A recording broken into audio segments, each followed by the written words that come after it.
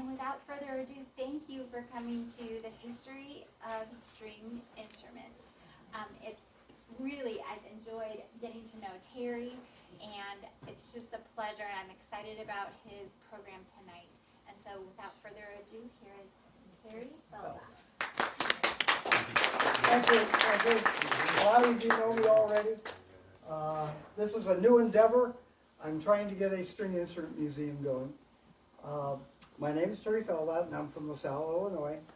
And I graduated college with a degree in anthropology with an archaeology major and a minor in music. And if you put those two together, it's called ethnomusicology. So little did I know that I would be into ethnomusicology when I got older. Now, I've been a musician since I was 12 years old, and so I play music, I fix instruments, so I know the repair aspects and fixing of instruments. I have an admiration for playing and the artistic attributes of instruments that we have here today, and I'm going to point that out to you as we go along. Musical instruments are magical things, and they've been magical since the first person who struck a string or a vine or something. In the history books, they talk about this as being the first string instrument. And if you look at it closely, it looks like a bow and arrow. It does make a noise, but it's very, very light. You can't hear it. But I don't believe this is the first musical instrument. Okay, my archaeology degree may make me think that primitive man was much smarter than we thought he was, and I think he probably found out about a string making a vibrational noise. And does anybody, just off the top of their hand, can anybody define what a string instrument is? String instrument usually has a string usually attached to it, and it causes some type of vibration that causes some type of noise. That's right.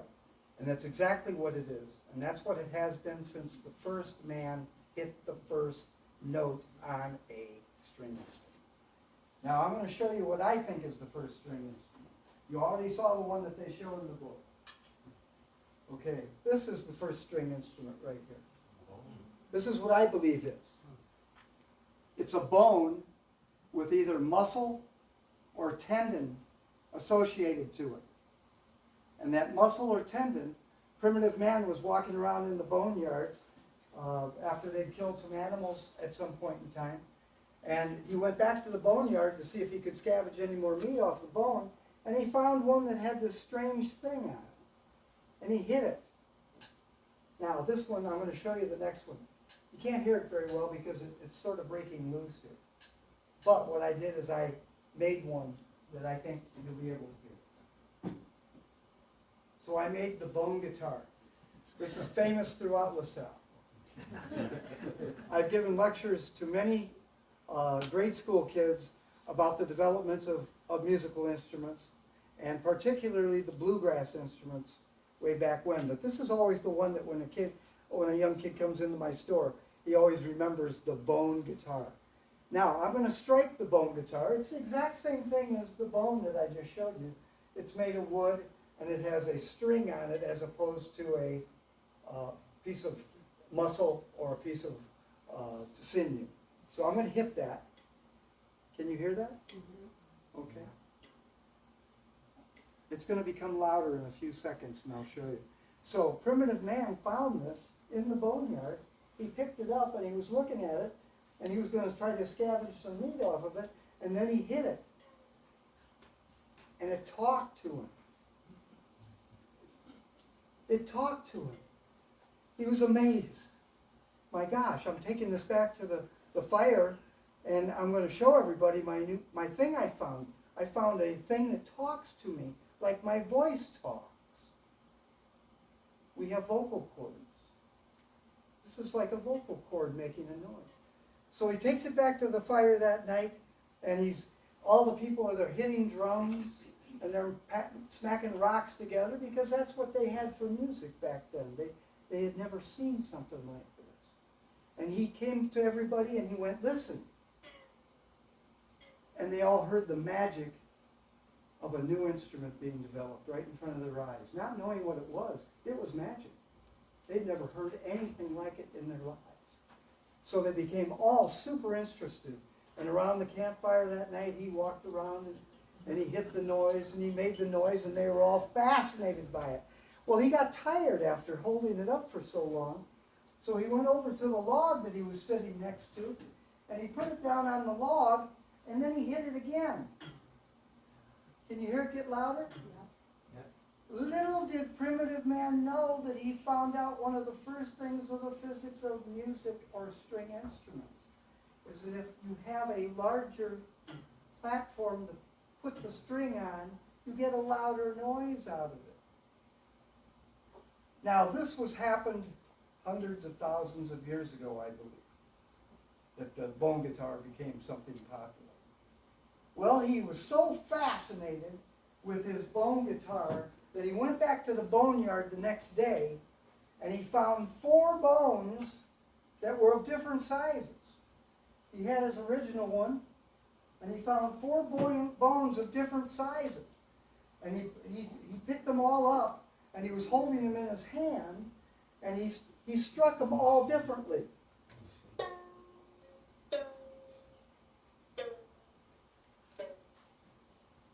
He had 4 different voices coming off of these 4 bones that he had found out of nowhere. Little did he know that primitive man had made the first harp in the world. And that's what the first harp would have looked like. Now this is bones. These are bones. Okay, this is an African harp. And it's made out of the... All musical instruments have come from natural objects originally. So when we are thinking about musical instruments, we have to think about what they're made of. We've got a coconut shell, we've got some skin head, and we have some strings made out of gut. The rest of it's made out of wood.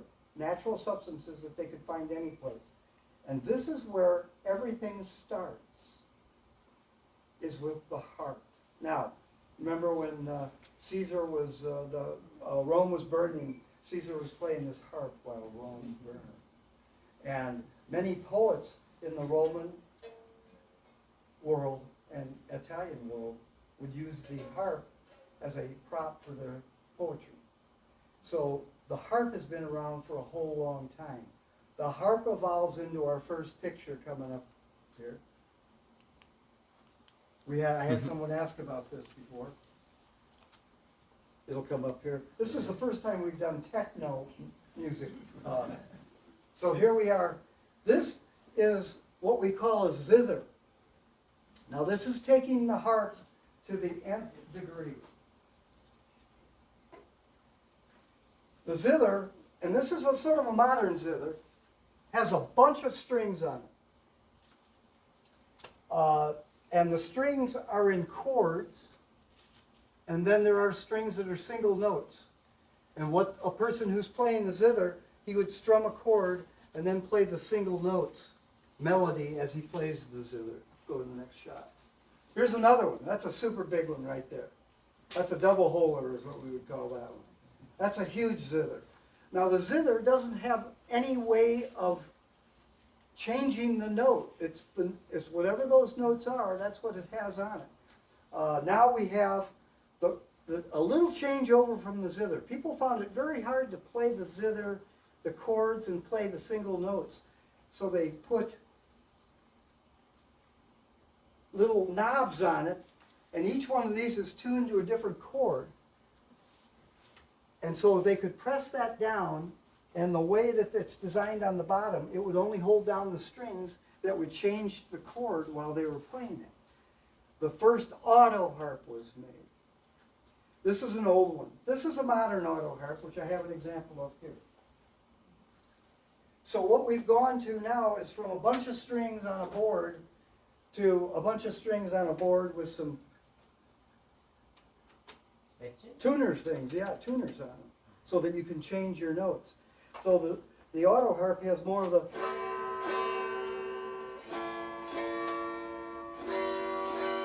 So they made it easy to play a multiple stringed instrument. Now this instrument is used, if anybody knows anything about country music, Mother Maybelle played the auto harp on many country songs in the 20s and 30s. This was an instrument about everybody had way back when. So changing the button gives you the different string combinations.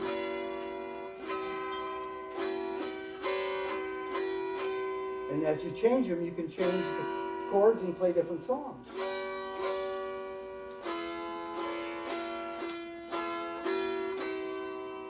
And that's an auto harp. These are still made out there on the marketplace. They have more notes on them now.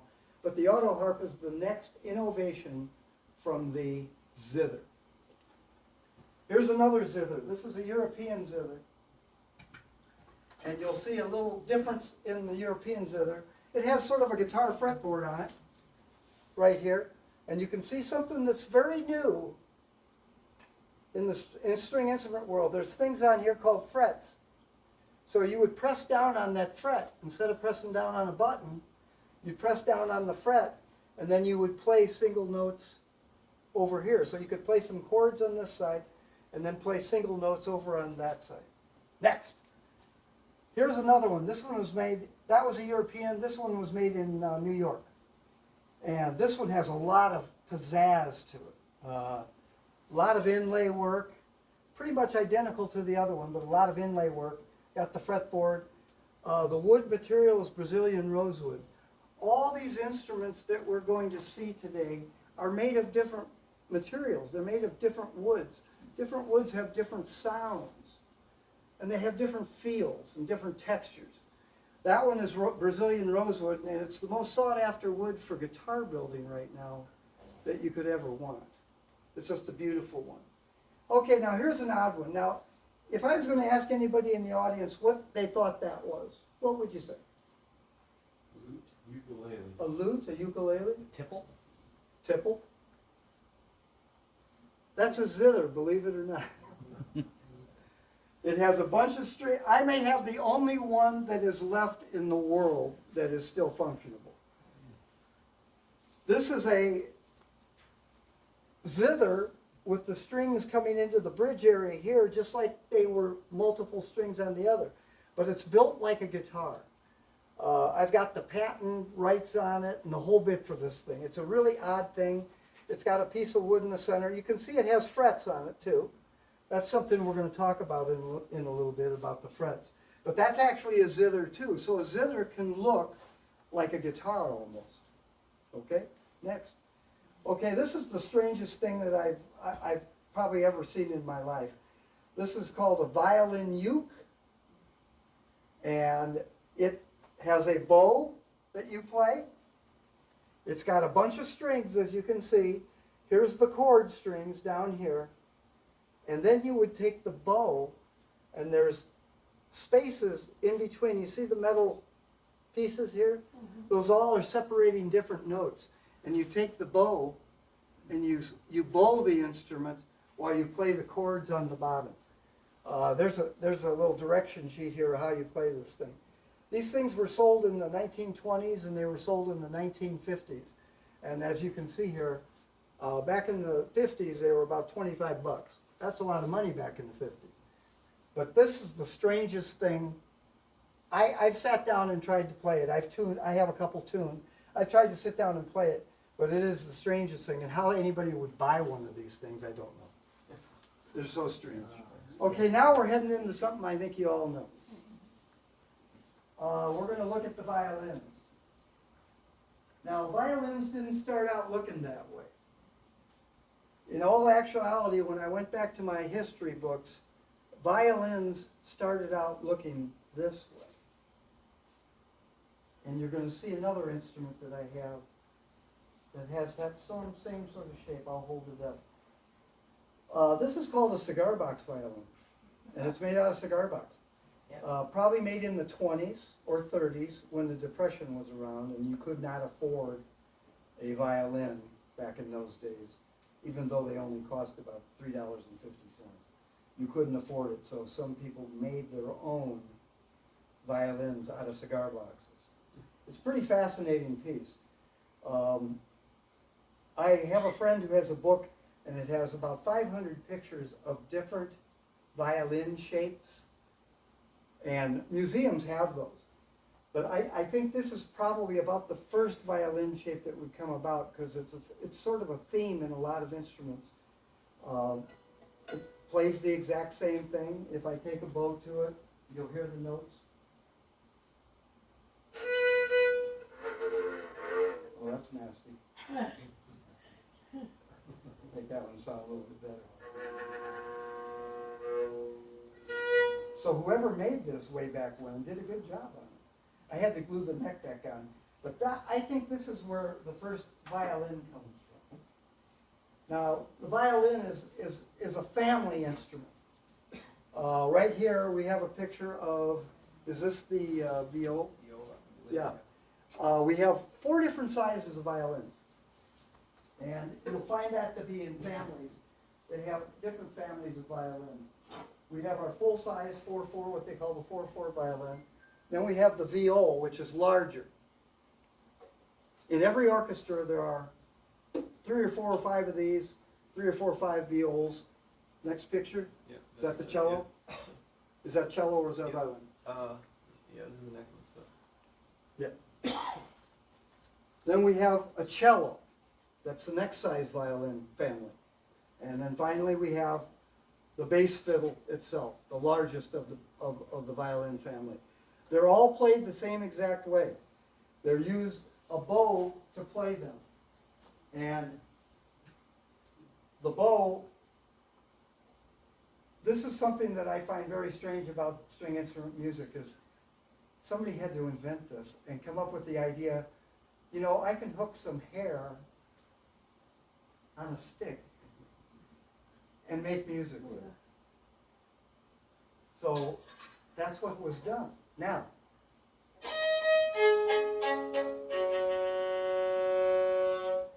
four strings, they have 5 strings now too, but 4 strings, and the bow is very important. I want to show you why it's important, because I find this is sort of one of those things in technology where somebody invented something and it was really cool, but because the world hadn't caught up to it yet, they may not have had it work at that moment.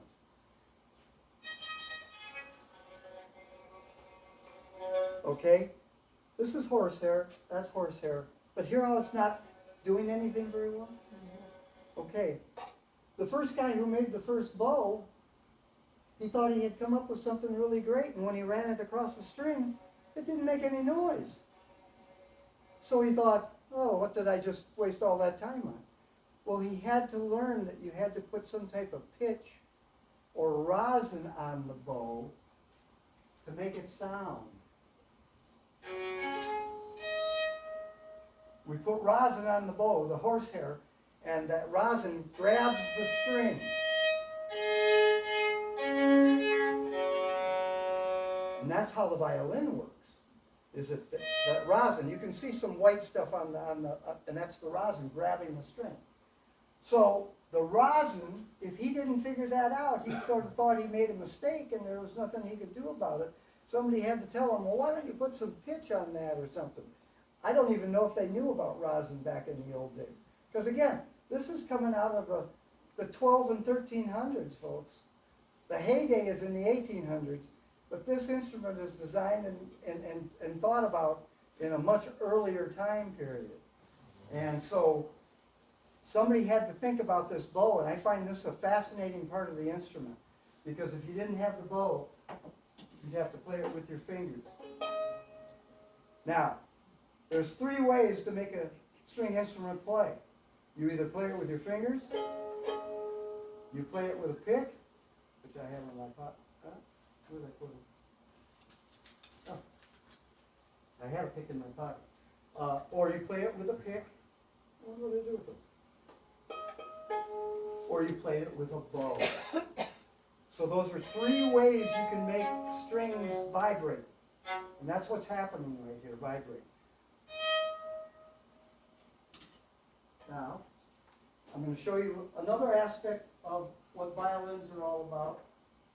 And this is an older violin. This is out of the 1900s.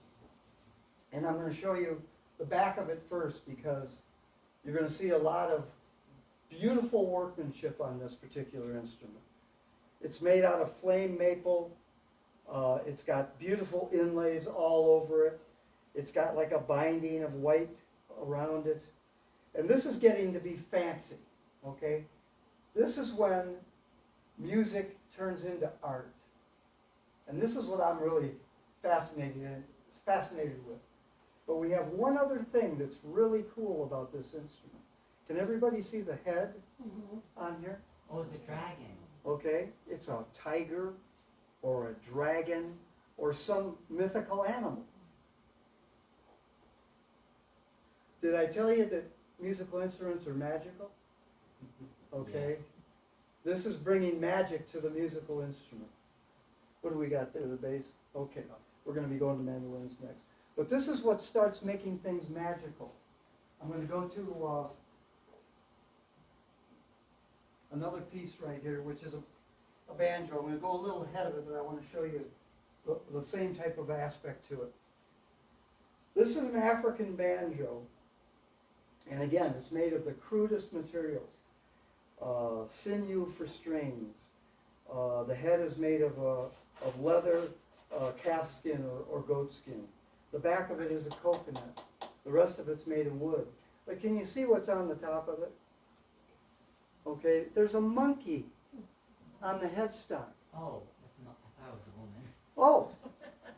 Oh, that's an ugly woman, let me tell you.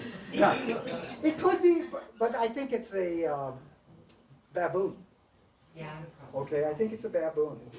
And if I turn it over, can everybody see the shells that are on it? Okay, holding the head on? Magic. These instruments have magic in them.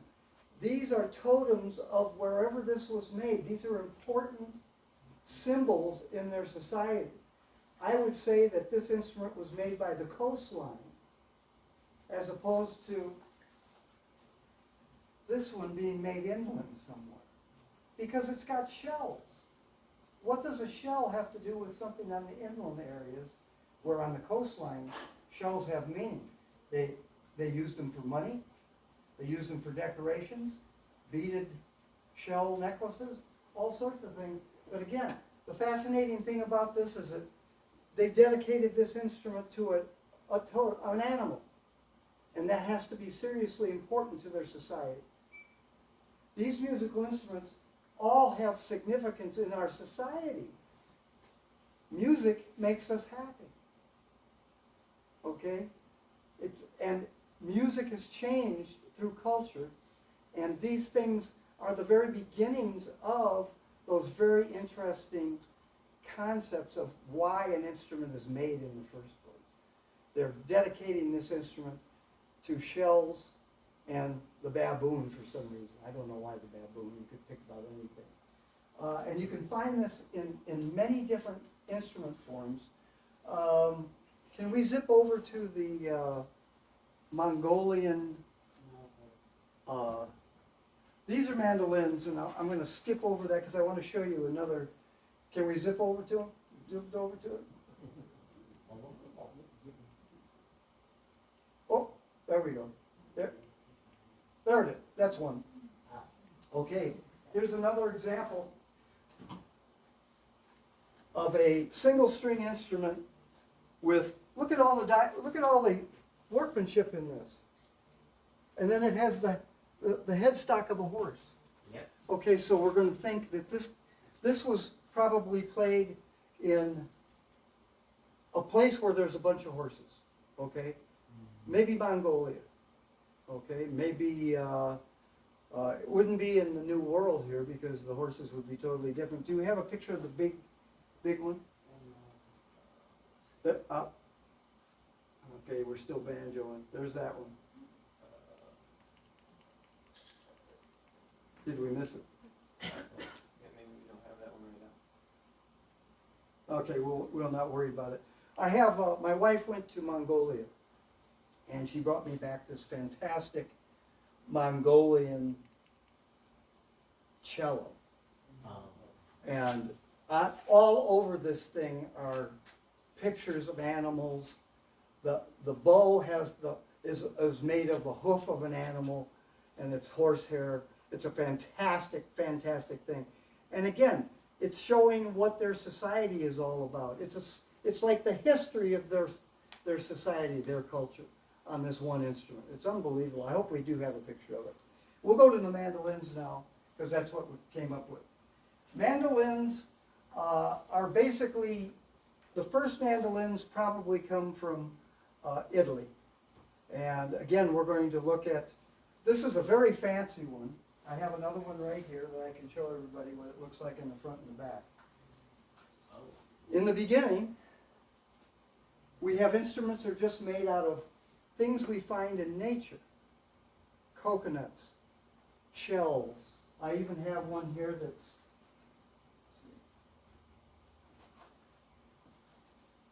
it's called a charro. It's from Peru. That's made out of an armadillo shell. Oh, yeah.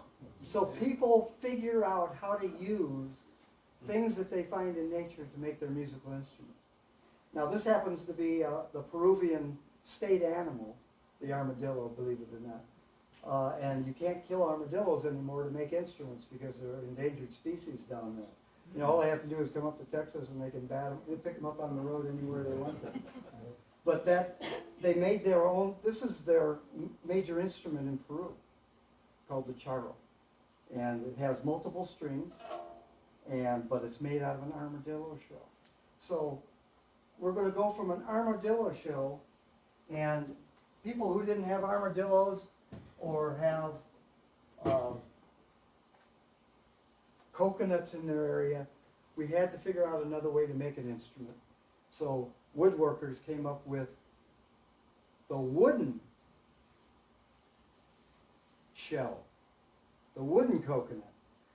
And this is a really hard instrument to make. You have to put this in a special mold, and every one of these pieces has to be glued in perfectly.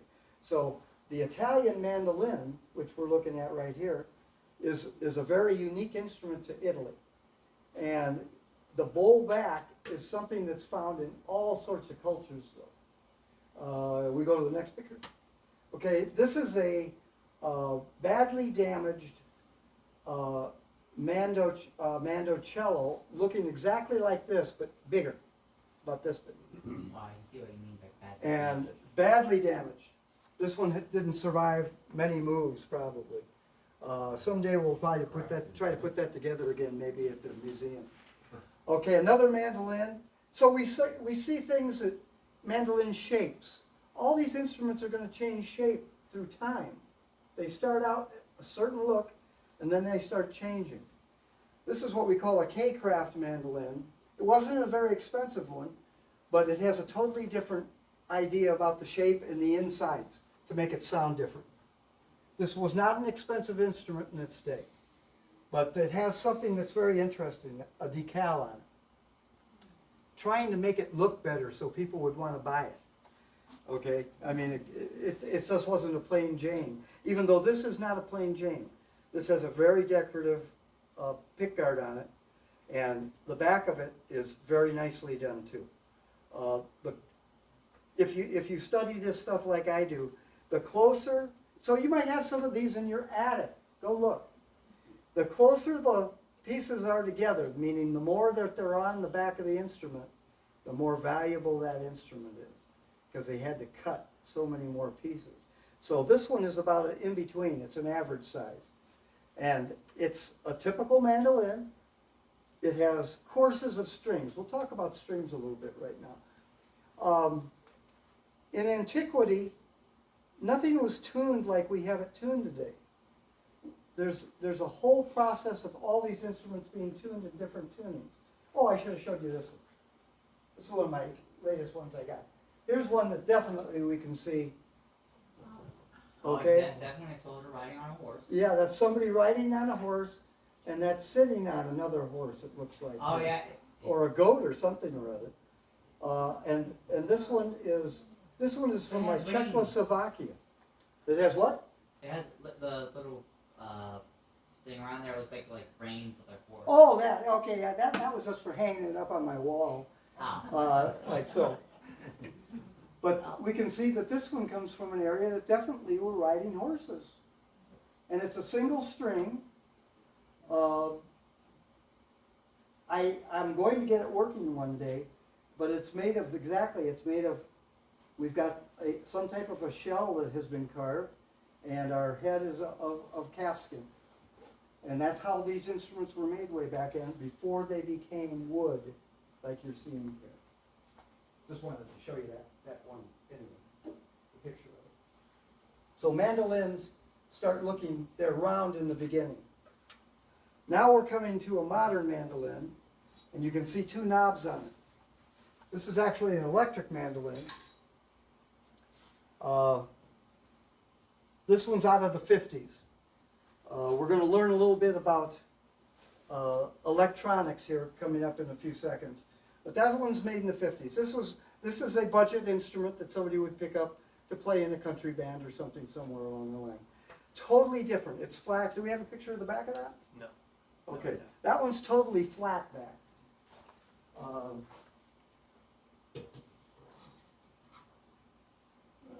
don't think I have one that's flat back. No, I didn't bring up a flat back one. So that one's totally flat backed. And then the next one is a round one. This is sort of an interesting shape. Now we're heading into really ukulele land here. This is a round ukulele. And it was made by a company called Gretsch. And ukuleles are just basically 4-string instruments that come from Hawaii. Now there's a really cool story about how they developed the ukuleles in Hawaii. Do we have another picture of a uke there? Okay, that's a normal uke, right? And I'll show you what that looks like. Way back when, Vasco da Gama was sailing the Pacific Ocean, and his men were getting hungry. They had to pull into an island so that they could get some supplies. So they pulled into the Hawaiian Islands, and they came out on the countryside, and these people had never seen a boat. They'd never seen Spanish people before, so they were very intrigued with them. One of the guys on the ship had an instrument called a vihuela. And this is the precursor to the classical guitar. And one of the guys on the ship had one of these vihuelas. Now, they didn't have 6 strings back then. They had courses of strings, 2 that would have the same note. So the vihuela had about, probably 8 strings on it. Just like the mandolin has 2 courses, and they're each tuned the same way. G, D, A, E.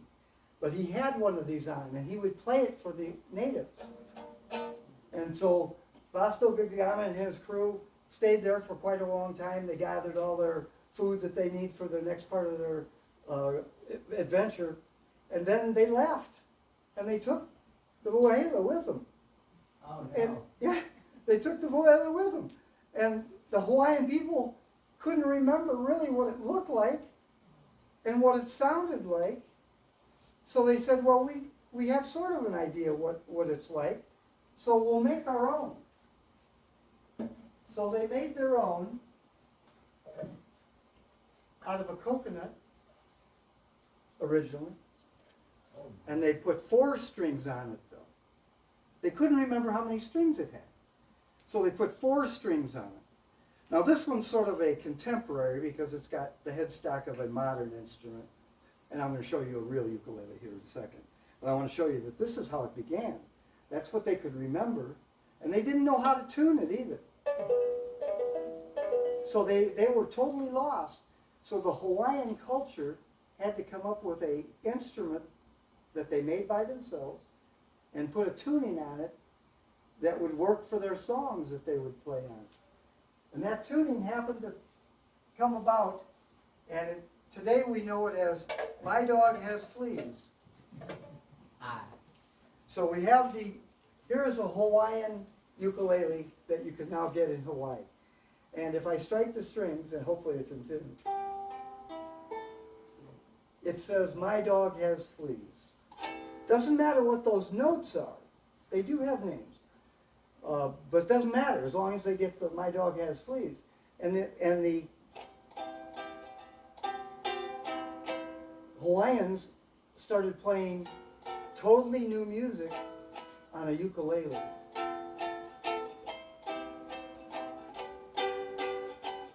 And they learned how to play it really well.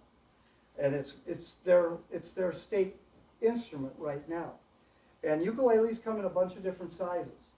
Do we have any more? Yeah, here's a larger one. This is a baritone ukulele, and it's the largest of the ukulele family, and it's the only ukulele that's tuned like the bottom 4 strings of a guitar, D, G, B, E. So if you wanted to learn how to play any of the ukuleles and you're already a guitar player, the baritone would be the best to go with because you already know 4 of those strings and you can play different chords.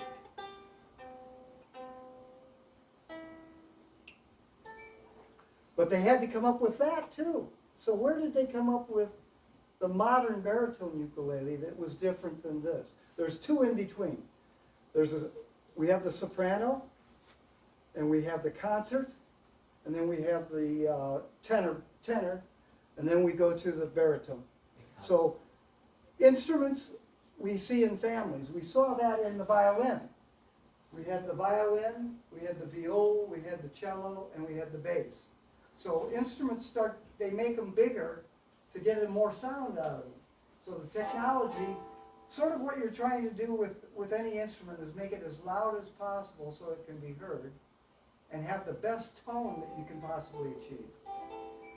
I have a bunch of ukuleles at my store that I sell to people who are beginning, and this one sounds way better than any of them because it's made of solid wood in the first place. And it actually was made in Hawaii, so it's got a little bit of that Hawaiian thing to it, you know. So that's a Hawaiian ukulele. And then what they did later is that not everybody could afford a real wooden one.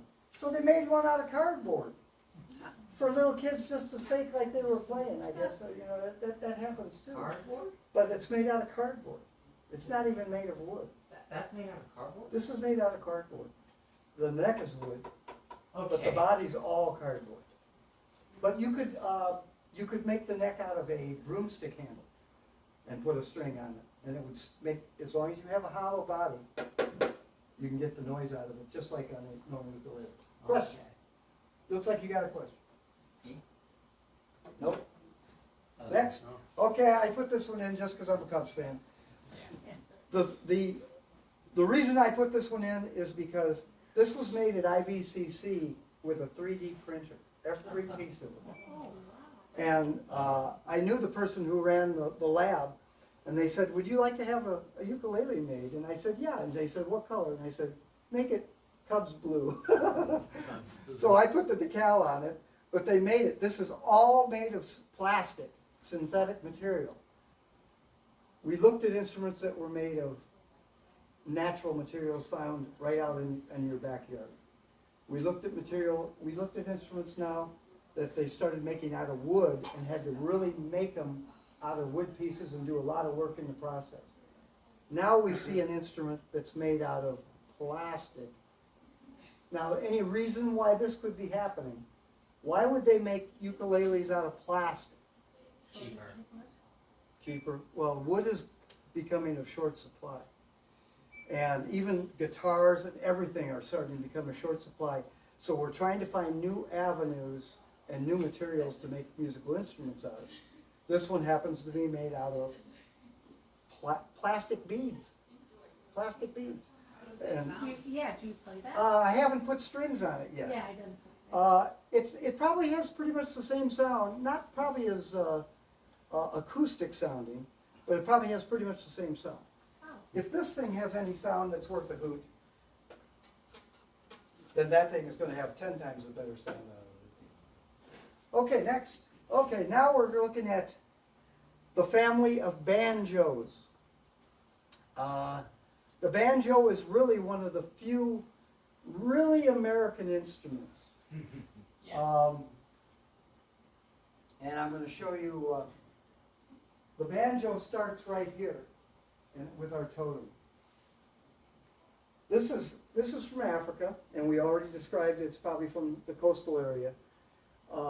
Back in the 1800s, 1700s I would have to say, the first mention of a banjo is by Thomas Jefferson. And one of his slaves was playing one out in the yard one day. And he thought it was an odd thing that they made that. And he went up to him and said, what are you playing there? And they said, it's a banjo. Well, he thought they said banjo. So in the history books, it says Thomas Jefferson saw one of his slaves playing a banjo, and it's a banjar. It comes from the Middle East first, and then runs its way through Africa, and then comes to America, and becomes really one of our national instruments in the later years in the 19th century.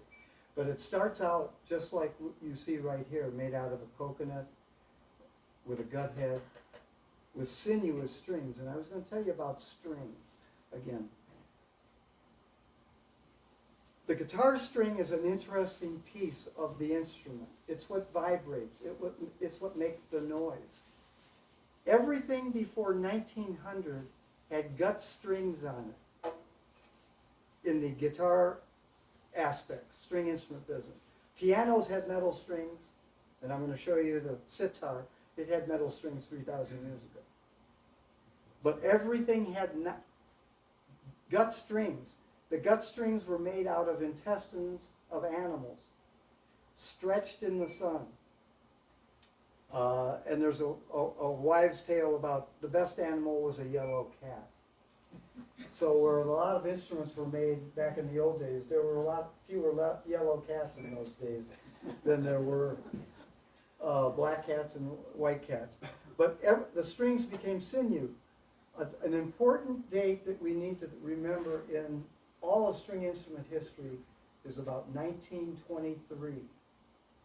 1923 is when the first steel strings are put on a guitar.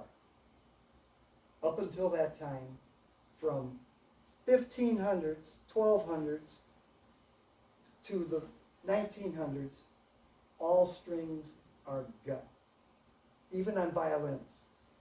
I get some violins every once in a while, and they have gut strings on them.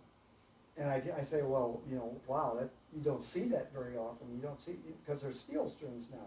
They're wound very professionally with aluminum on them, and they have a very silky cord to them, and they're made just fantastically. They sound 10 times better.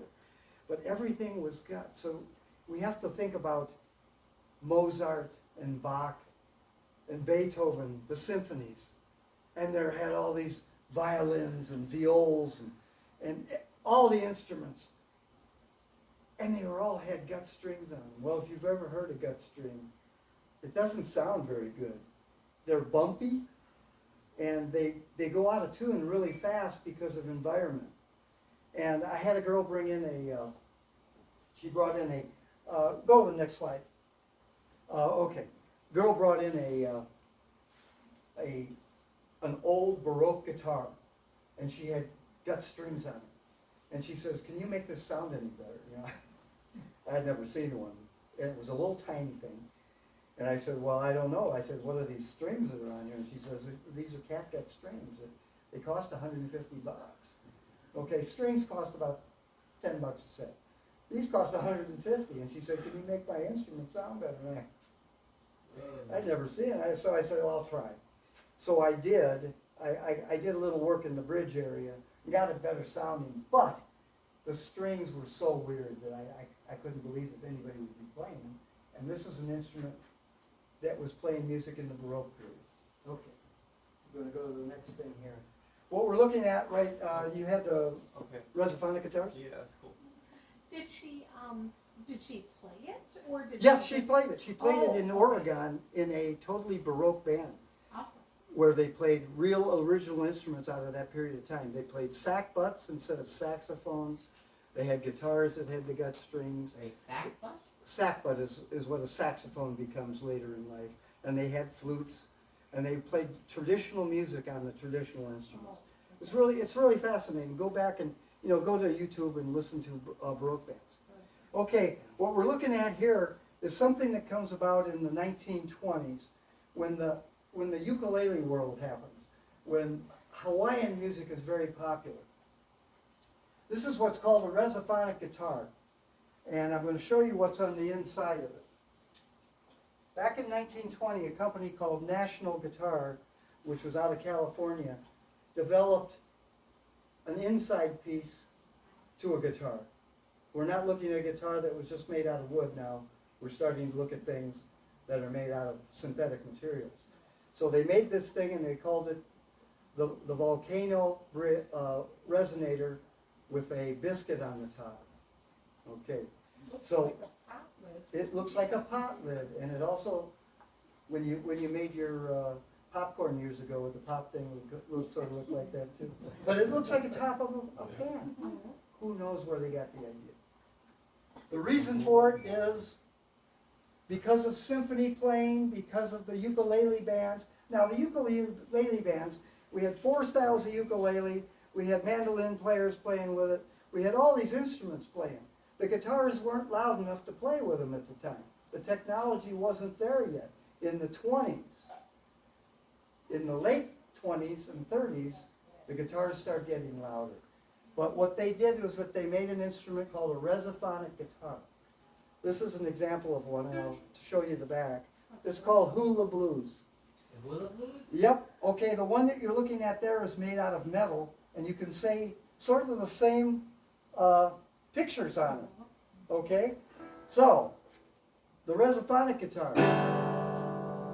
Boom! Lots louder than our normal guitar.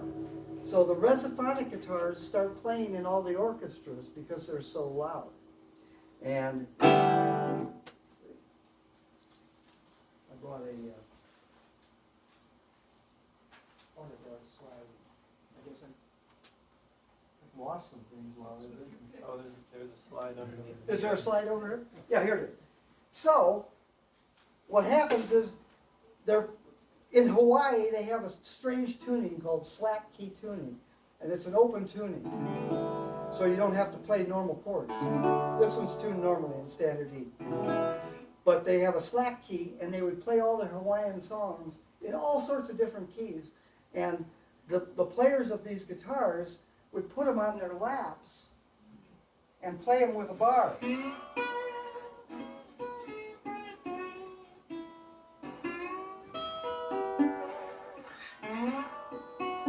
And they would play them on their laps, and they would use a device called a slide. It can be made of metal, it can be made of wood, it can be made of glass. And there's sort of a voodoo about the slide, and you're supposed to drink the bottle of wine and then cut the slide off of the bottleneck, and that's how you get the bottleneck for the slide. Okay, I was doing archaeology out in Maryland, and we dug into a well, and we went down to about 1792 in the well, through the layers of the well, and at the bottom of the well were a bunch of bottles, wine bottles, that were still corked. They had fallen off of the device that they kept them cool in the well, and they were still corked. So I happened to be able to get one of the bottles that was broken down there, and I made my own slide out of an old piece of bottle. This is from about 1795 or so. So the voodoo of the slide is that I didn't drink my wine, but this is older than any wine bottle that anybody's drunk for a long time. So the resophonic guitar becomes a popular thing. This is a metal one. And what happens is the resophonic changes genre of music. Black blues artists out of the 30s find out about this instrument, and they start playing blues with the slide. Okay, you can play just normal ragtimey type stuff on it.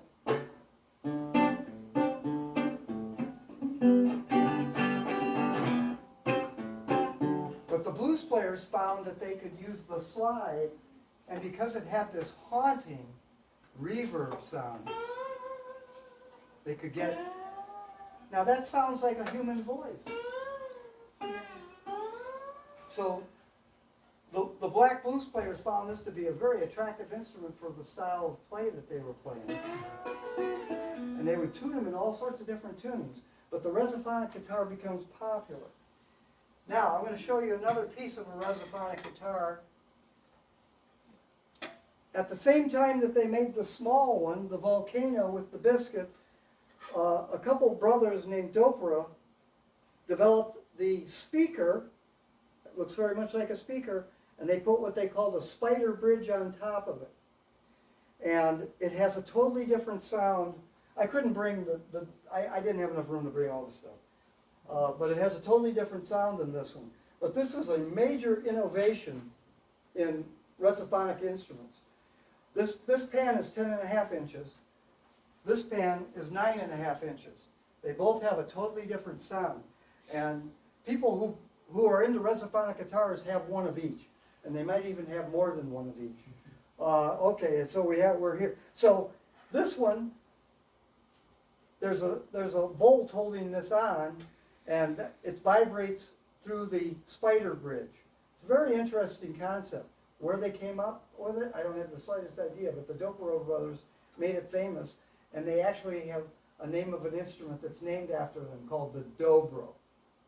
And it's played in bluegrass music right now. And it's played as a lap instrument. Where this guitar is a resophonic guitar, can play any style. The dobro is really unique to the United States because it was made here. That's a very interesting instrument. So that's where the dobro comes in. This is a dobro that was made by a gentleman out in Iowa. And Kenny Johnson was his name. And he made every piece of this.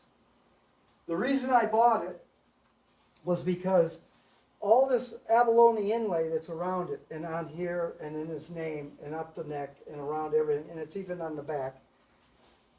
Abalone is a very valuable shell. Okay, we have shell that is just pearl, which is white, and then we have colorful abalone. He bought these things that were in plastic, and they had like 10 pieces of abalone in them, and they were crude abalone shells. And he melted that stuff, and then he made every piece of this, flattened it out in the whole bit. This stuff is deadly to your breathing if you breathe it. So hopefully he was holding a resonator. He had something on when he was doing it.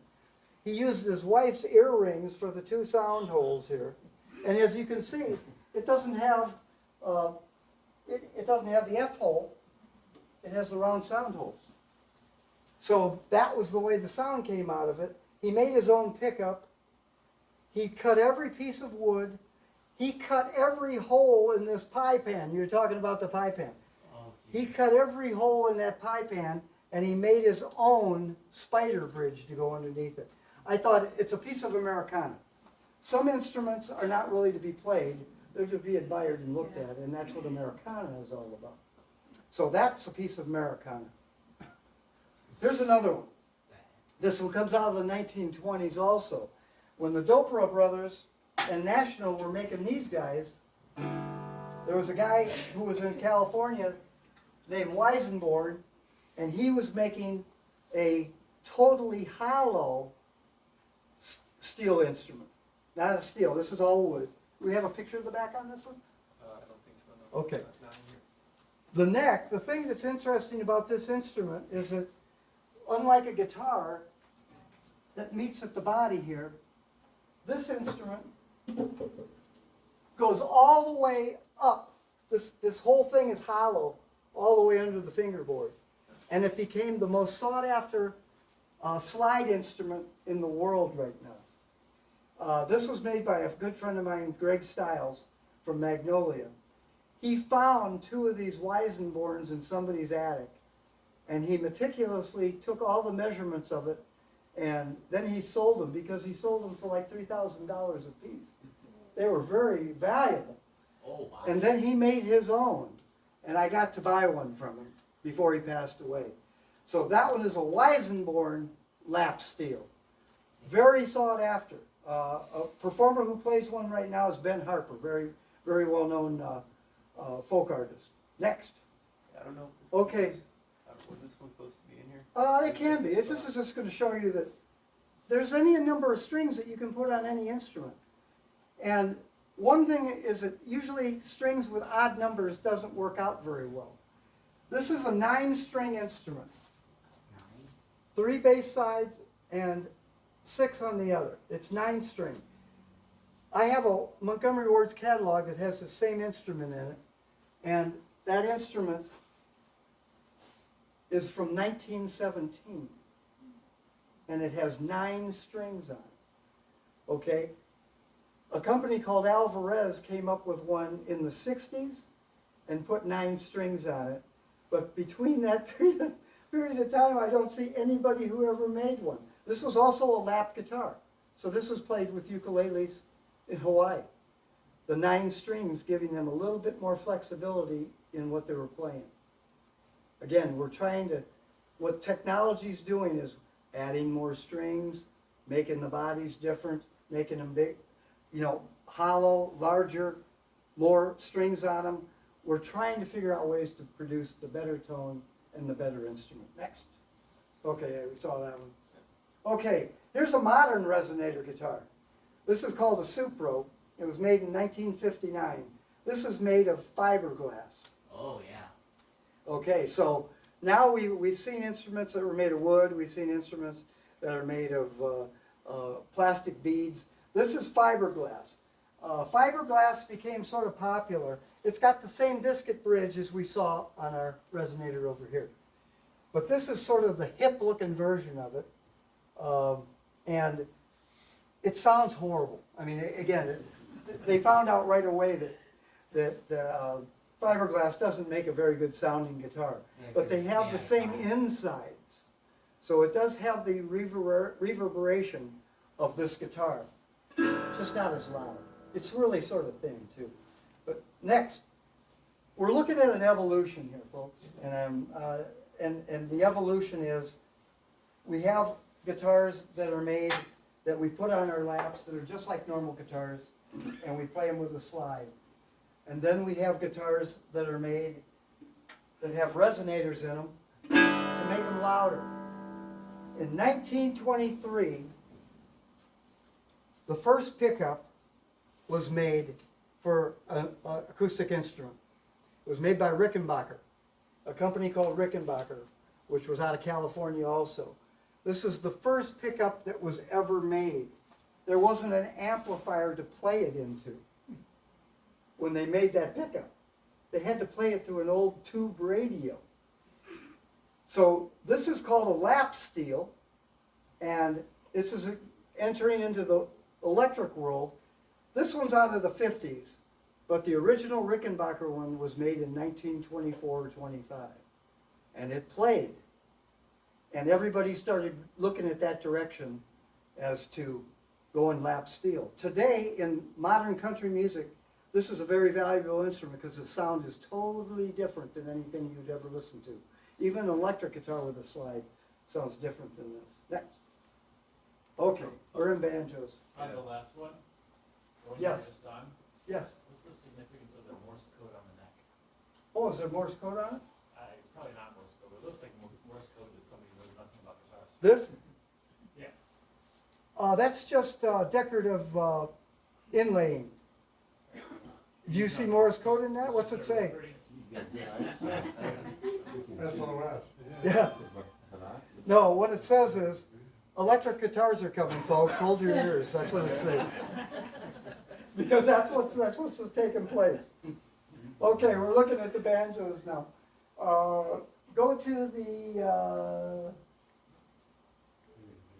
the first one, Okay. I think which that's is the Civil War banjo. Okay, yeah. Okay, banjos are banjo families. I actually brought the Civil War one with me. There we go. Oh. So the banjo wasn't as big as it used to be. Again, remember when it started out? That's how big a banjo was when it started out. So in the Civil War times, it got a little bigger. But more technology has taken place. We've got a metal rim on wood. We have some decorative motifs on the sides. Eagles. Eagles, yeah, and that would signify, yeah. America. That's American, man. We have gut strings still on the banjo at that period of time. But we still hear that drum head sound. So we're starting to see the evolution of a totally American instrument that is changing the sound of banjos.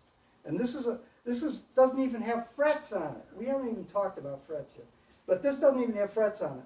It's a fretless banjo, but probably something easily carried by a soldier, where a bigger one wouldn't be able to go onto the battlefield. You know, our guys in Vietnam took guitars with them. Civil War guys took their little banjos and stuff, and then they played songs like this.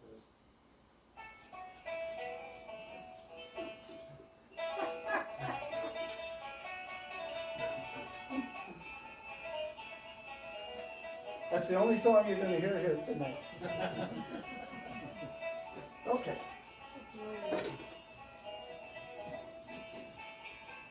So the banjo doesn't change too much, except for its size. This is a tenor banjo.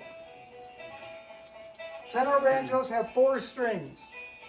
And we're getting there. We're getting to that 5-string banjo. But tenor banjos have 4 strings. Okay, I have a question. They're on the head of it. You have a 5-string? No, I have a question. But Yeah. the head of it, Yes.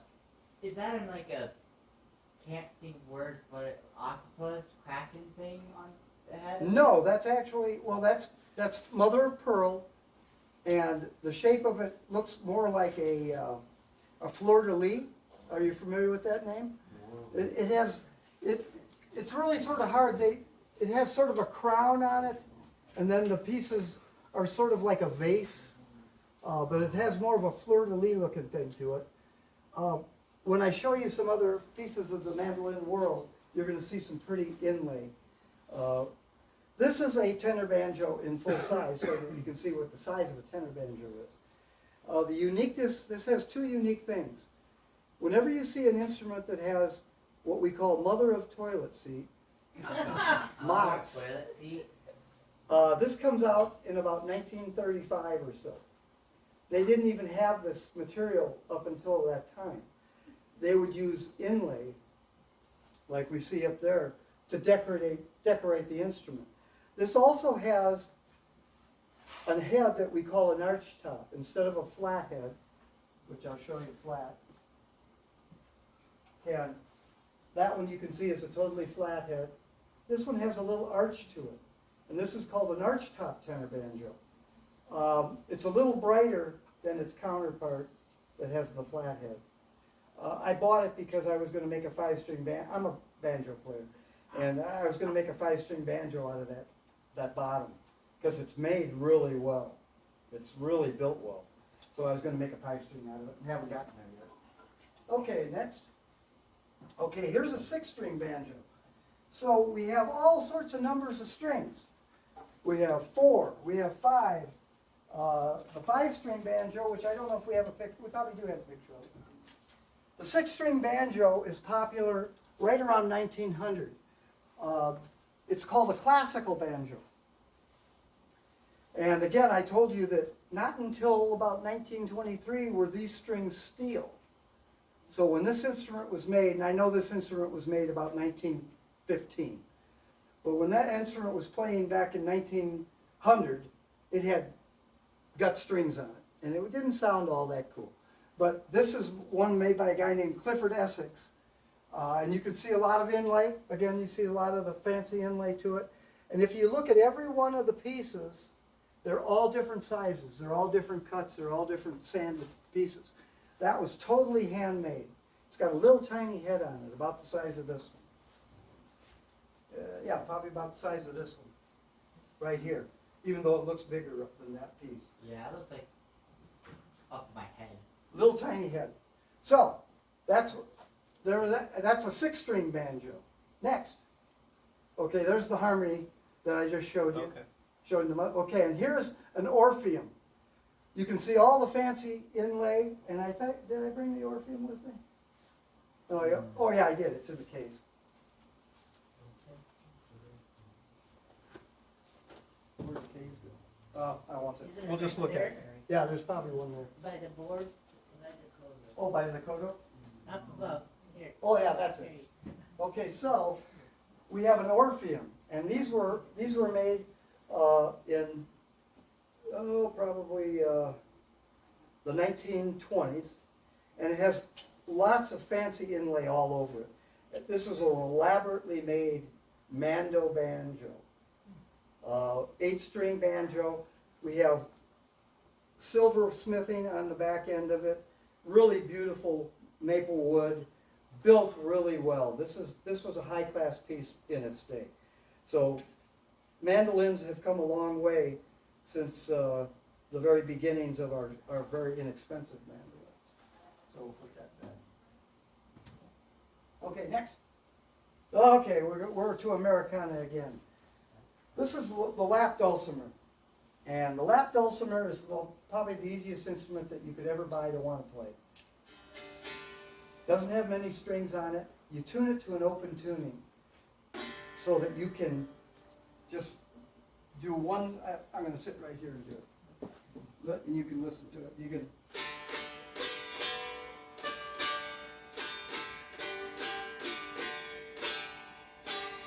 Now, back in the old days, they used the feather to strum it, and they used the dowel stick to play the melody notes. And that's what today a traditional mountain dulcimer player uses those same things. They use a feather to strum the thing, and then they change the note by that. We have frets. This is an interesting one because see how there's difference in where the different frets are? Yeah. Okay. This is in a major scale, so you can't really make a mistake. So it's a very nice instrument if you don't want to make mistakes where you're playing. And it's this is definitely Appalachian Mountain type of stuff, okay? And this is the parts of the lap dulcimer. I was expecting more. More pieces? Yes. Yeah, well, there's quite a few pieces there. But no, there's not much to that. Next. But we're going to see something that's totally different now. A trapezoid. Do you know what that is? A zipper. It's a what? That was zipper. It's a hammered dulcimer. Dulcimer.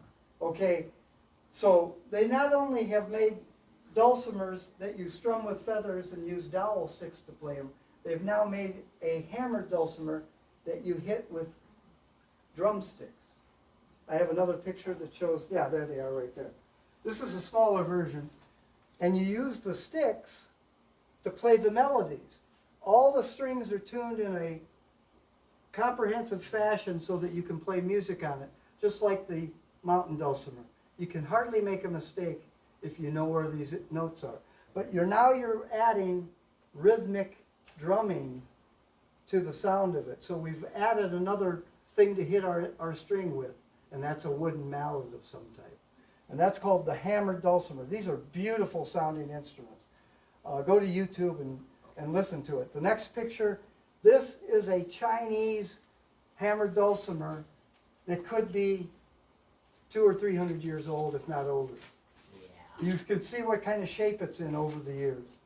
I have to put this thing back together, but I had a friend trade me this for a guitar, and I just had to have it because it goes with my other hammered dulcimers that I have. But this thing is older than the hills. And now I'm going to go to the next. What do we have here? Oh, okay, the harp guitars. Uh-oh. Okay, now we're looking at about 1911. This is what's called a Gibson harp guitar. These were not played very much. There are only about 700 and so made of them in its whole lifetime. Oh. Orville Gibson, who made Gibson guitars popular, this is his first stuff that he was making. They were really odd. They had all these swirls to them, and they had more strings. This thing is huge. It's a huge instrument. I bought it because I could only afford that much of it. I have to put the other neck on it here when I get to the there's museum. more? Oh yeah, there's more to it. And in the next photo, here's a European harp guitar. And one thing I want you to look at is, look at the fretting. You see the angles? Okay, there's a fretting style. Remember how I said that some things come about in the technology and history of musical instruments, string instruments, that they start out with good intentions, but because technology hasn't gotten there yet, they don't know how it works. And fan bracing is one of those things that I still don't know how it works. Okay, we have the frets. I just want you to look at the way the frets go down. They're angled this way for a while, then they go this way straight, and then they go this way to end it off. And I just, with the way the bridge is, mathematics tunes these things. I don't know how fan bracing really works, but there are top electric guitar players now playing fan-braced electric guitars, and they know how they work, and they've figured out the science of it. Okay, we're going over, I know. Next, here's a lute, and we're going to show you the real thing. That's what we call a German folk lute. There's another picture of a German folk lute. Here's a real lute. Up until 1500s, every guitar that you saw looked like this. It was a round-backed, multi-stringed lute.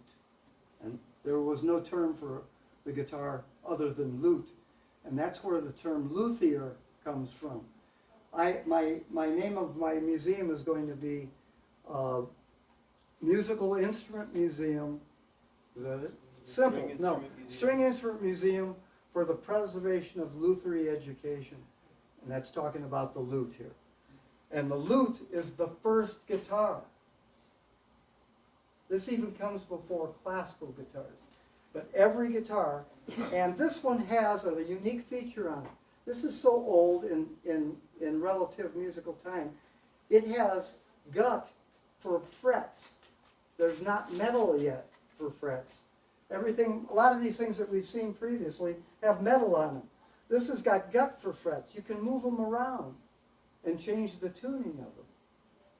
Usually you leave them where they're at, but this is an instrument. Now there's a couple metal ones down here, but that's different songs would have different tunings, and they could move these around if you were a really good, valuable player. Plus they made a really nice marquetry thing in here that was very beautiful, and a lot of lutes have that. What's with the bent in the neck? I don't really know about that. This is like out of about 1300, 1300, Elizabethan times. And for some reason they ran the necks this way as opposed to keeping them straight. They do become straightened out afterwards. But because, okay, so we are looking at the lute. Do we have the oud? Okay, this one is an oud. This is out of the Middle East. Yes, Arabic. It's Arabian. That's right, exactly. And you can see the totally different design that it has. Well, the spice trade, okay, we get all the cultural stuff. The spice trade has started by this time, and Middle Eastern guys have been traveling to England and Scotland and Ireland, and they found that England had this lute.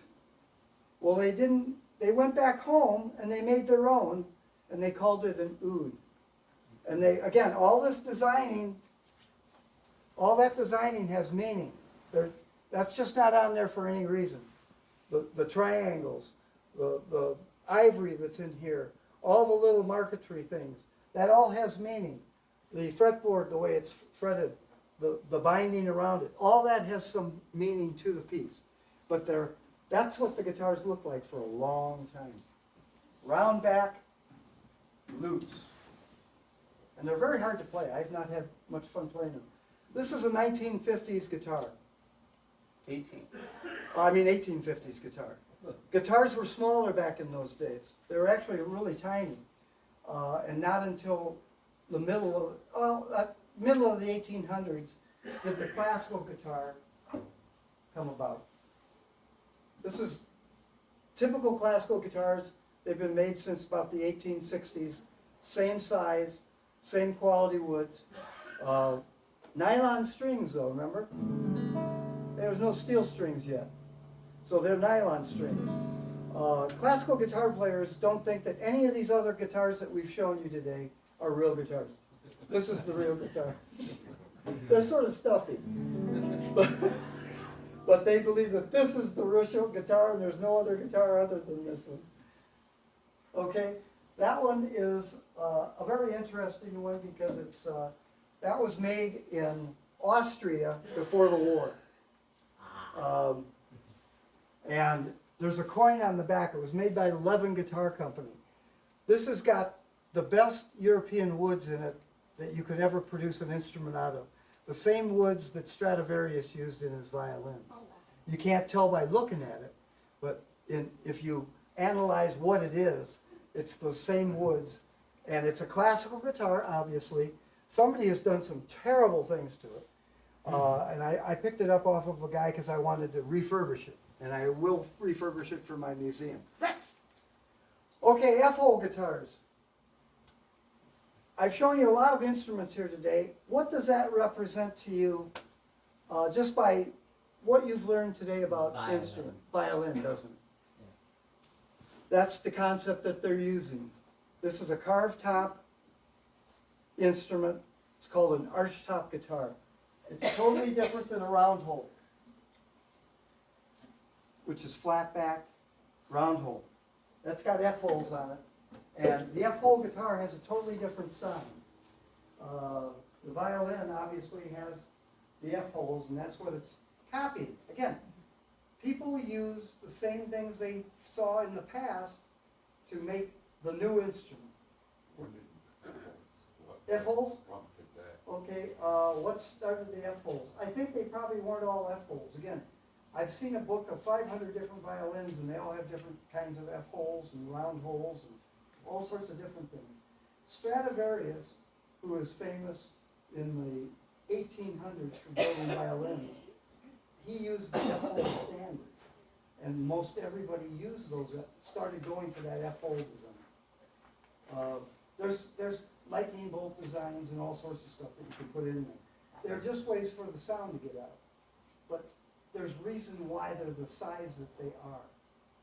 And with the fine builders, they meticulously made these things with certain sizes up to precision so that the sound of the instrument would be better. So that's an interesting thing about, and arch top's the same. Here's a tenor arch top right here. Yeah, that's the tenor arch top. 4-string instead of 6. Made the same way, solid top, carved top. That's what gives it a better sound. This is a 50s F-hole guitar, a really fancy one by Silvertone. It's got the mother of toilet seat headstock, really fancy inlays. It's got bird's eye maple. You have to, and it had a pickup in it at one time, you can see. And just a fancy instrument that comes from a company that's not so fancy. In the 50s, plastic starts to become popular. Again, we're into another plastic again. My Cubs thing is made of plastic. This is one of the first plastic instruments that actually sounded good. Okay? I have 50 plastic toy guitars in my shop, which I couldn't bring here today because there's just too many of them. But I bought a guy's collection out, and there are 50 plastic guitars, and they sound atrocious. Half of them are broken to bits because kids would slam them around and stuff. This is called a Macaferri, and in the 20s, there was a famous guitar player who played the Macaferri guitar. What's his? Django Reinhardt. Django Reinhardt is his name. And he played a guitar very similar to this one, but totally made of wood. And he was a master. He only had 2 fingers on his hand, but because it was an accident he had when he was a kid. But he played it like nobody has played it. People still say he was the greatest guitar player ever to play. And that's a copy of it in plastic. Okay? Those disappeared off the face of the earth after they were made in the 50s. And Martin Guitar found a warehouse of 5,000 of them in 1970. And they bought the whole warehouse out and sold them off. And that's where I got mine. I got it from somebody who actually bought it from a different place. But I bought one from them. Next. Okay, here's just we're heading into the electrics now, folks. We're getting close to the end here. 3 pickups, electric guitar, hollow body, arch top. It's adding all the things, fancy headstock, Okay, that's painted on though, folks. It's called an Old Craftsman. It's just a brand that came out, and this one happens to have 3 pickups. Some people believe the more the pickups, the more the knobs, the better the guitar is. That doesn't have anything to do with it. No, it's more complicated. It's yep, okay. Here's a guitar that came out in the 60s. It was made famous, Dan Electro was made famous by a guy named Jimmy Page from Led Zeppelin. Oh, yes. And they became very popular during that period of time. This is made of masonite. Masonite. Again, we're looking, it's cardboard material. Ah. We're looking at these instruments, they're trying everything now. The technology is going crazy, they're trying everything. They made them out of metal, they made them out of plastics, they made them out of cardboard. They're doing everything they can. These pickups are made out of lipstick tube canisters. That somebody put a pickup inside of the darn thing and put them on a guitar, and they're very famous. So it's hard to find the real old ones now. But that was a very famous guitar, Dan Electro. Here's a Gibson SG. Now we're heading into the real new world of guitars. The Gibson company started in 1950, and it was started by a great guitar player. Les Paul was his name, and you know that name. You've heard that name. And he made he designed a whole bunch of guitars. He actually made the first solid body guitar. A date to remember in your mind is 1950. The whole world changes in 1950. Okay, electric guitars become popular. Arch tops, F-hole styles with pickups, not fun anymore. Everything goes electric. Next, mahogany, solid. Here's one that just shows a lot of beauty in an inlay pattern. I bought it only for that reason. The guy brought it in, hand-built guitar, very coolly made. He put the bridge in the wrong place, it doesn't tune. I'll fix that eventually. But I bought it just for that inlay. This guitar right here is a Gibson Les Paul Custom, made by the Gibson Company, actually using the name of Les Paul. I put a new top on this one for a guy. He wanted the flaming maple top on his. Up until this time, in 1958 and 1959, Gibson made a bunch of instruments that had flame tops on them. And they're the most sought after instruments in the world today. If you were going to buy one that was totally in good shape, you would spend between $250,000 and $500,000 for one of these guitars right there. So I was commissioned to put a new top on a 1970s Gibson Custom. So I did that for it, and the story, you'll have to come in and hear the story. The guy didn't want to pay me for it, so I kept the guitar. Here's a Vox guitar. The Beatles played Vox. Paul Revere and the Raiders played Vox. I always wanted a Vox as a kid. I was watching Paul Revere and the Raiders and the Beatles and everybody playing the Vox guitars. The Rolling Stones played Vox guitars. They were the coolest thing, I thought, in the world. I traded for this guitar. I plugged it in, and it sounds horrible. It's made of fiberglass on the body. Oh. Again, it's death to sound. But it had the pickups on it, and it still to this day, this is worth about $2,600. So it's a very cool piece. Next. Okay, here's one that was made in the same country. Voxes were made in Italy. And this one is called a Philharmonic, and it was made in Italy. Made out of fiberglass again. But a new design has come about. They're putting sparkles in the finish. And this is the sparkly red finished one. 2 pickups, whammy bar. That's what this thing is right here. And that could be an early whammy bar, even though Fender had it in their guitars. Next. You recognize that bass very easily, I'm sure, if you're a Beatles fan. That's a Beatles Hofner bass, played by Paul McCartney throughout the whole entire Beatles sessions, and he even plays it today on stage. This is a Chinese version of the original that was made in Germany way back when, but it's identically the same. You can see that there's 2 control panels on here. I had a guy who came in and this was left-handed originally, and he wanted it to be right-handed. So I had to cut a new hole and make it right-handed, but it was originally left-handed. So I can put this over here now if I have to play it myself. But people do some crazy things. The next one is a 1959 Carvin guitar. These are all names I know you don't know anything about, but Carvin was very instrumental in very early guitars, and they built a lot of different things. This is sort of a mandolin bass, so 3/4 scale. It's a tiny one, and I just put it in there to show you body shapes.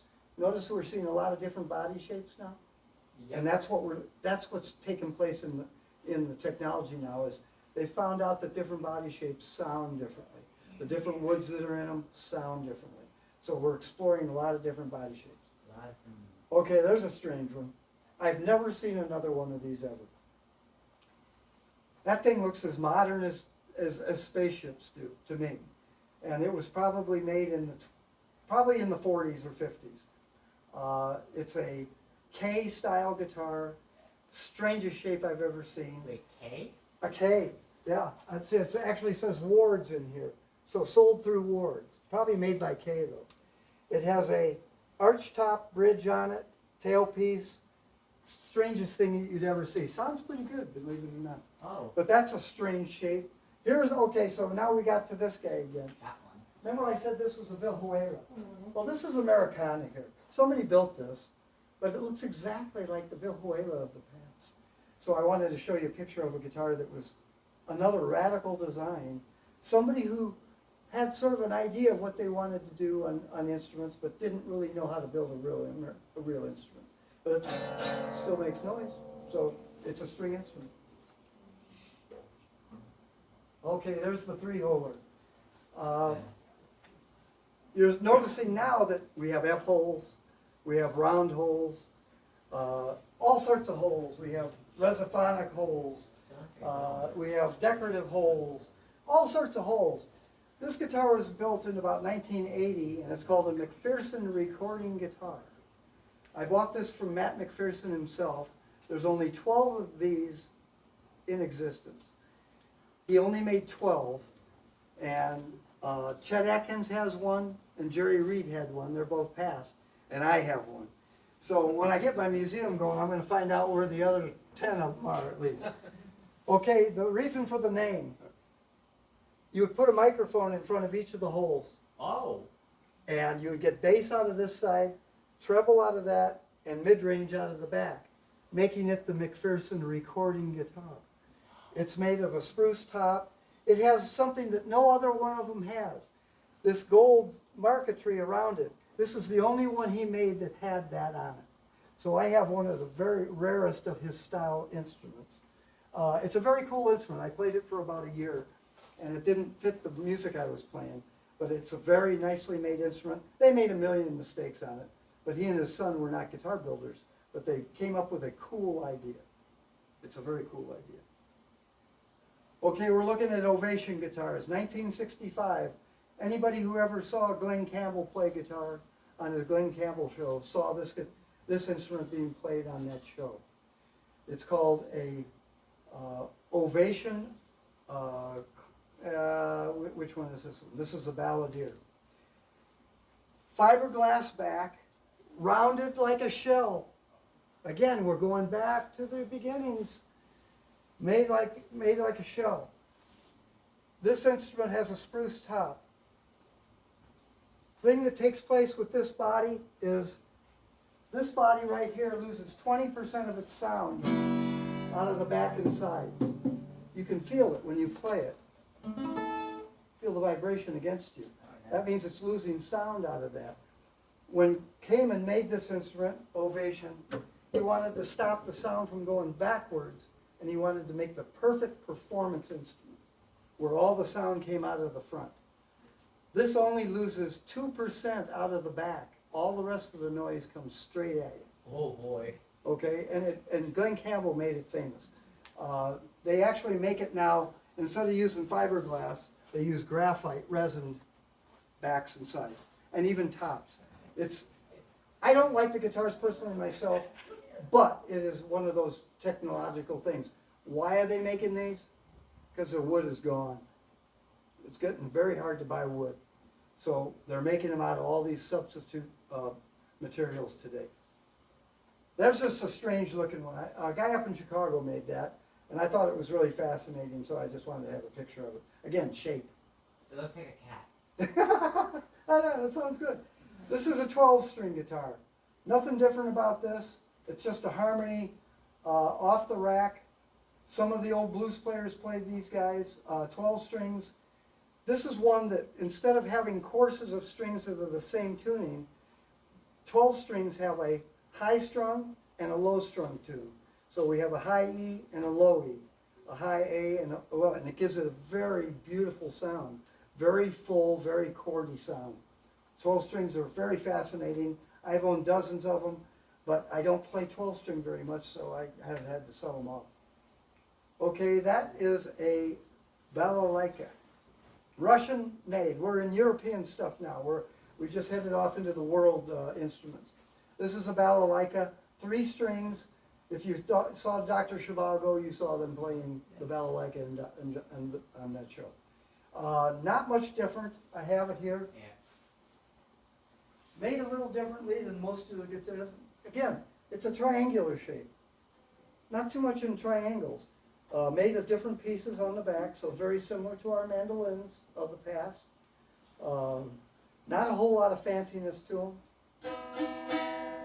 Each string would be tuned to a sympathetic note, so the chord would be made, and then you could play, like the dulcimer, play your melody on one note and play the rhythm on the next.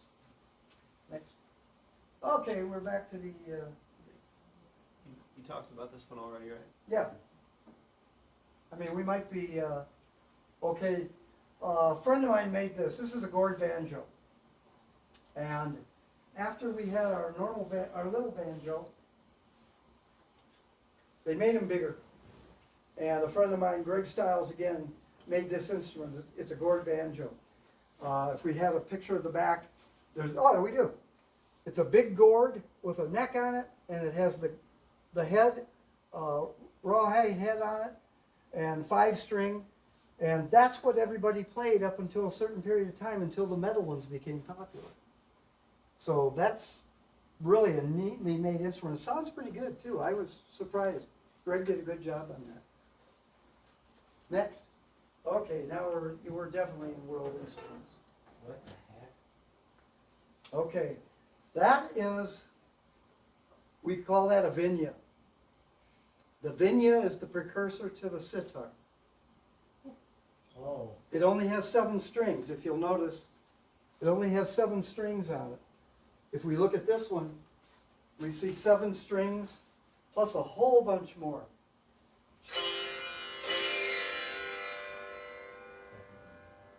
That's what a sitar sounds like. The vinya has a similar sound. People ask me, what's that big thing on the back of it? That's so that you can lay it down without it falling over. It's just a decorative piece. And they play them in a certain way. Now, what takes place on the sitar that's different, and it's made of a big gourd. And it has a hollow neck going all the way up. Remember when we saw the Weissenborn? Weisenborn? Oh, and that thing goes There's so the far. idea that comes on again. So it's a hollow neck all the way up. It gives it a different resonance. And then the gourd on that is just to lay it down, and then made out of one gourd. The neck is put on.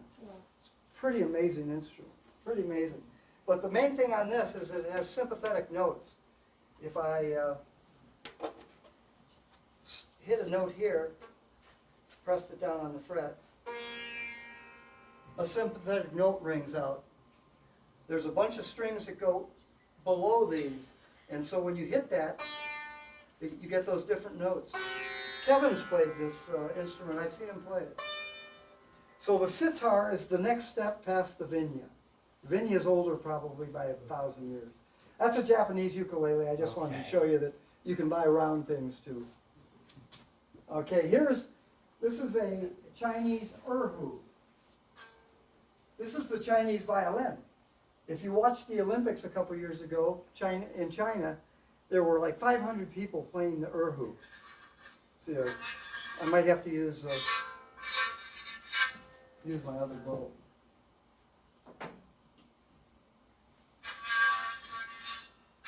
There's actually 2 strings on this, and the bow hair would go in between the 2, and as you tilted it, you would change the note. Oh. so there's a lot more complexity. They also use the head is made of a python body, of some type of a snake. My wife smuggled this in, and they probably didn't know that that's what that was. But it's the Chinese violin, and they have different sizes of them. And you can hear it does the same thing by sliding the bow on it. That's the erhu. You got that one. Oh, we got that one. That's just a Chinese, Japanese instrument. Very similar. I wanted to, this is, go to the next one. Oh. That it? Maybe that was the last one. we put Okay. in there, yeah. I wanted to show you something that I couldn't put a screw in the ceiling and a screw in the floor to make this, so I had to bring something that was going to symbolize it. This is an instrument that made by the Marxelin brothers way back in the 20s.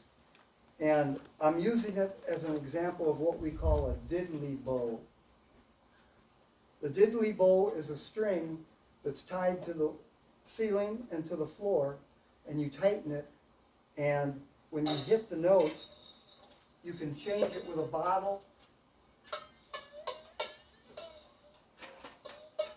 I should hit it back here. You can use a bottle. These guys use the metal piece to change it. There's no frets on it, so you play the melody with the metal piece. Well, the diddley bow is one of those first instruments that if you were really poor, you couldn't afford anything, you would string a piece of metal to the floor of your porch and hit it with and play it with a bottle. B.B. King, that's how he learned to play guitar. And if you know the name of Bo Diddley, does that name ring a bell? Now, Bo Diddley got his name, I'm sure, from the diddley bow. He probably learned off of the same thing. But I wanted to show you that one string instrument. And it's sort of a slide instrument, like our resophonics. But it's called a diddley bow. That's a cool piece. Finally, I'm going to show you why things sound differently. This is the inside of a guitar.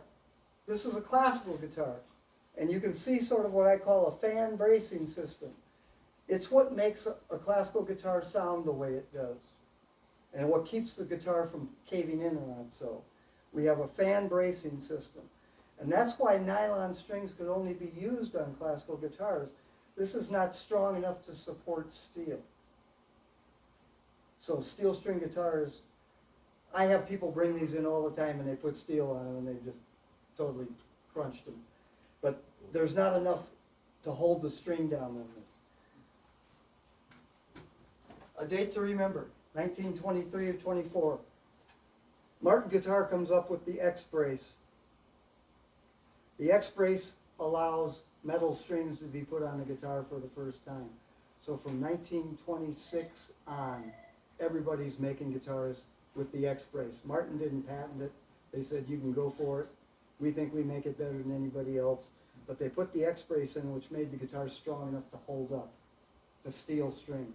And that's what almost everybody plays today, is steel string. There's one other one.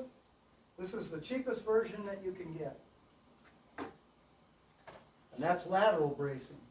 A lot of your beginning instruments, I know the ones I started out with, have the lateral brace. It's not as strong. It came about in the 50s. You could put steel on it, but the necks worked terribly. But the bodies usually stayed pretty good. But the lateral bracing system is hardly ever used today. Okay, somebody's going to figure out a way to use it in the future. But today, this has sort of died out. You can't find it very much anymore. And I think I'll just call it there, folks. I hope you learned a little bit something. Questions? What's that? Oh, the synth guitar. The And final other two instrument. behind that. Over there too. What the Cigar. Those two. cigar box. Okay, I'll go with that. I'm going to show you the synths. So now we have an instrument that really has no wood in it at all. And it's a synthesizer. It makes noises. And and you can change those noises. Sometimes to the better, sometimes to the worse. And you can have songs played along by it.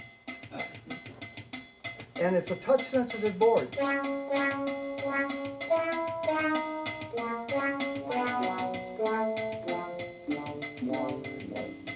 it's really weird.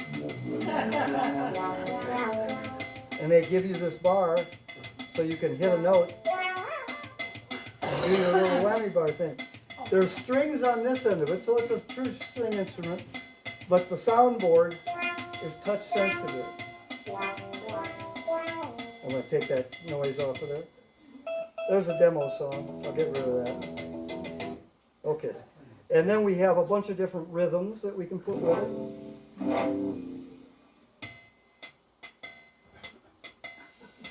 So the synth guitar is now becoming popular in many bands. And most of your synth guitars don't have strings. It's all plastics. Very interesting, very interesting. Very interesting. Yes. And then finally, the new craze is cigar boxes. About the foam That's one. cool. About the what? The foam inflatable one. Oh, that's just, I want to show you they make fake guitars out of everything. Oh, okay. You're not actually You can't play this one. oh, This is just a representation of a flying V. You know, there are contests, there's contests where you play air guitars. And you would play one of these as an air guitar. Yeah, you hook it up to the whoopee cushion. Yes. So the final one we're going to show today is a cigar box guitar. These are really cute and they're really fun. Usually tuned in an open tuning to be played with a slide. A friend of mine, Roger Schmurder, made this for me before he passed away. And he made, about 250 of them. And he used things, this is what I call Americana again. He used corners that were for, these are grommet holes here. The corners are for like picture frames. He used a hinge for the hinge plate to have that. He used standard screws and bolts to put these things together, but he made a musical instrument. He put pickups on them eventually, but they're a legit musical instrument. And you can hear that it makes sense. Yeah. But you use a nice box cigar, there he is, there's a signature on it, and you use a cigar box. People are making these all over the place, and they're just sort of really cool. I've got about 4 or 5 of them at the store. So I brought his, had a beautiful box. And the more beautiful the box, the more sought after the instrument is. And I'm going to conclude right there with that. Folks, I hope you had an enjoyable evening. I know I went over my Now I want to tell you that what you need to do is come to my museum. You can come into my store at any time during my store hours, which are 12 to 5:30 Tuesday through Friday and Saturday 10 to 4:30, and see more instruments there. But this winter I'm going to remodel my downstairs and make it into the museum. Until then, we have all these pictures that we've taken. Kevin Kramer, who's my tech right over there, musician in the area, he's been pushing the buttons for me over there. He's helped me with all this techno, and we're going to be putting it on the internet. And you'll be able to go to Guitar Junkyard Facebook first, museum, and see all the instruments that we have, just not the ones that I brought today. And then eventually that's going to go over to the Simple String Instrument Museum for the Preservation of Lutheran Education. And then you'll go to that and be able to see the virtual museum there. And eventually you'll be able to come in about a year to come into the museum. I'll have a grand opening, and anybody who wants to come down, everything will be in orders, and I hope that you will enjoy that. Until that point, I have, the last thing I'd like to tell you is that I would like you to, if you have any more questions about these instruments, there's 3 places that you can go. One of them is in Vermillion, South Dakota. It's called the Shrine to Music. You can go online to that. Another one is called MIM, Musical Instrument Museum in Phoenix, Arizona. And of course, where I got a lot of my inspiration, because I lived in D.C. for a couple of years, was the Smithsonian Institution in Washington, D.C. You can go to any of these and see the same thing that I just showed you here, but they have all instruments. Drums, horns, the whole schmear, pianos in a bit. I'm just doing the string instrument museum. But that's a little way that you can see more about this type of instrument, about this type of presentation. Thank you very much, I appreciate it. Thank you. Terry, No. do we each take one home?